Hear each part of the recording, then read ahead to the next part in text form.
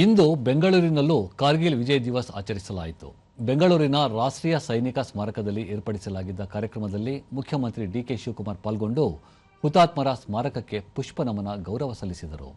ಇದೇ ವೇಳೆ ಗೃಹ ಸಚಿವ ಪ್ರಿಯಾಂಕ್ ಖರ್ಗೆ, ಗೃಹ ಇಲಾಖೆಯ ಅಪರ ಮುಖ್ಯ ಕಾರ್ಯದರ್ಶಿ ರಾಜೇಂದ್ರ ಕುಮಾರ್ ಕಟಾರಿಯಾ, ಬೆಂಗಳೂರು ನಗರ ಪೊಲೀಸ್ ಆಯುಕ್ತ ಸೀಮಂತ್ ಕುಮಾರ್ ಸಿಂಗ್, ಹಿರಿಯ ಸೇನಾ ಅಧಿಕಾರಿಗಳು, ನಿವೃತ್ತ ಸೈನಿಕರು ಹಾಗೂ ಸೈನಿಕ ಕುಟುಂಬಸ್ಥರು ಭಾಗವಹಿಸಿದ್ದರು.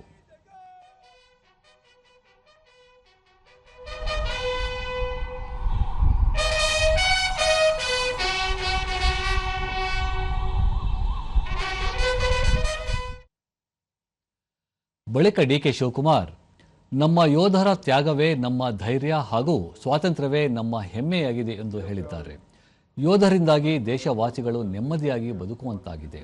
ಯೋಧರು, ಯುವಕರು, ಮಹಿಳೆಯರು ಮತ್ತು ರೈತರು ನಮ್ಮ ಕೈಗಳಲ್ಲಿರುವ 5 ಬೆರಳುಗಳಂತಿದ್ದು, ಈ ಬೆರಳುಗಳು ಒಟ್ಟುಗೂಡಿದರೆ ದೇಶ ಬಲಿಷ್ಠವಾಗುತ್ತದೆ. ಕಾರ್ಗಿಲ್ ಯುದ್ಧದ ಸಂದರ್ಭದಲ್ಲಿ ದೇಶದ ಸ್ವಾತಂತ್ರ್ಯ ಕಾಪಾಡಲು ತಾವು ಏನು ಬೇಕಾದರೂ ಮಾಡಬಲ್ಲೆವು ಎಂಬುದನ್ನು ಭಾರತದ ವೀರ ಸೈನಿಕರು ಸಾಬೀತುಪಡಿಸಿದ್ದಾರೆ. ದೇಶದ ಯುವ ಪೀಳಿಗೆ ಹೊರಗಿನ ಹಾಗೂ ಒಳಗಿನ ದುಷ್ಟಶಕ್ತಿಗಳಿಂದ ಭಾರತ ಮಾತೆಗೆ ತೊಂದರೆಯಾಗಲು ಎಂದಿಗೂ ಅವಕಾಶ ನೀಡುವುದಿಲ್ಲ ಎಂಬ ವಿಶ್ವಾಸ ತಮಗಿದೆ ಎಂದರು.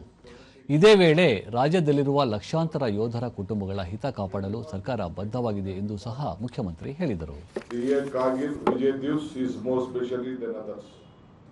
Like our soldiers, the youth of the country have just shown us that they will do anything to protect the spirit of the freedom. We have made a lot of sacrifices to earn our freedom.